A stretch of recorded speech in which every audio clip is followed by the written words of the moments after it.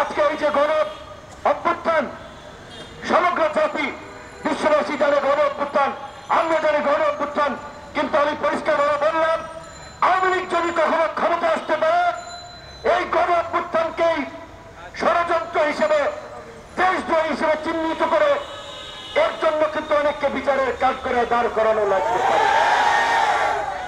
টের পাচ্ছেন না?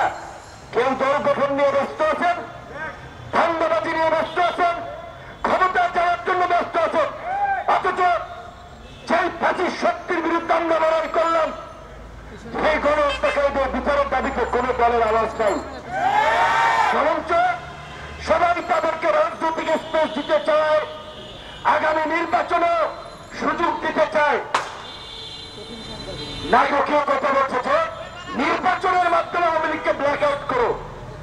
আরে পাগলা, এই 5 বছরে এই দেশের মানুষ এতটা মন ভরা, এইবার হয়তো আওয়ামী লীগকে কোনোটা ভোট দিবে না, কিন্তু বাংলাদেশের রাজনৈতিক কালচারে আওয়ামী লীগ এবং বিএনপি 5 বছর পর পর ক্ষমতা এসেছিল,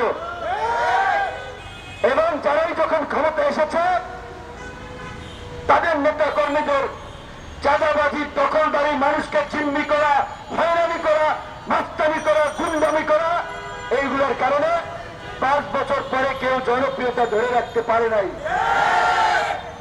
সুতরাং এখন যদি বিএনপির বিকল্প একটা শক্তিশালী রাজনৈতিক দল করে না ওঠে, ওই আবার আওয়ামী লীগের আসার কিন্তু সুযোগ থাকবে।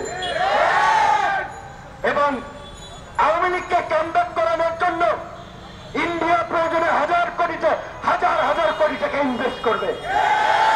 কাজেই এই গণ অভ্যুত্থানকারী আহত নিহত শহীদ পরিবারের সামনে থেকে একটা কথা বলছি, আল্লাহ রাস্তা যার যার ধান্দাবাজি রাজনীতির এজেন্ডা ভুলে এই গণহত্যাকারীদের বিচারের দাবিতে, আওয়ামী লীগের বিচারের দাবিতে সবাই সোচ্চার হন।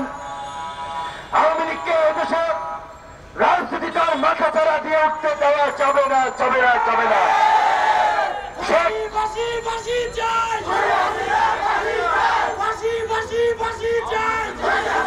কথা পরিষ্কার, এই গণহত্যার জন্য শেখ হাসিনা, আবুল কাদের, ছাত্রলীগ, যুবলীগের সভাপতি, সেক্রেটারি সহ শীর্ষ নেতাদের সর্বোচ্চ শাস্তি, ফাঁসি নিশ্চিত করতে হবে।